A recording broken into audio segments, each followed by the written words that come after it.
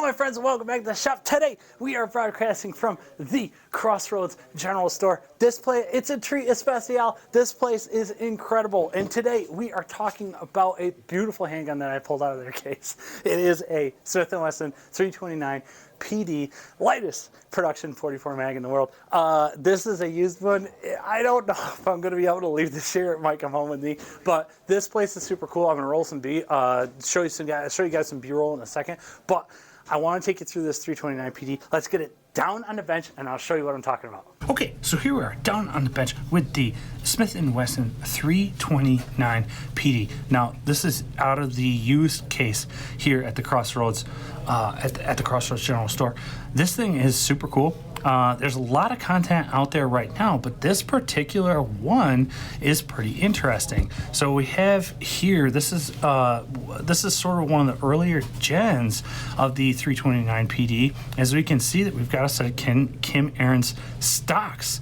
So for a while, Kim Aaron's is a pretty interesting company. They've been making revolver stocks for a long time, but a few years ago, he and his wife had some health trouble, and sadly he had to sell the company. But they made some beautiful, before they sold, they made some really beautiful things. And here is a set of this 329 PD as it left the factory, and with our a set of Kim Aaron's grips on it. These things are super cool. I have a set on another model 19 of mine, 19 Carry Comp Performance Center, and I absolutely love.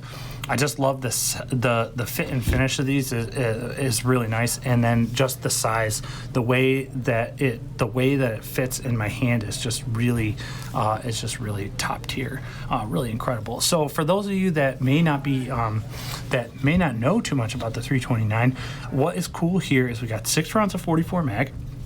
And we've got a barrel shroud, stainless steel barrel, and a complete a scandium aluminum alloy frame makes this thing incredibly light. And I mean, when I say light, I mean really light. I'll float in the weight here. I'll look up the exact weight and I'll float that in. But this thing is super light. It's the lightest 44 mag production revolver in the world. It features a titanium cylinder, which is really cool for also a weight, is there for a weight savings, but is really there to also bring down. Let me just open this thing up, and we'll just show you what's going on. But the titanium cylinder is actually bringing down our rotating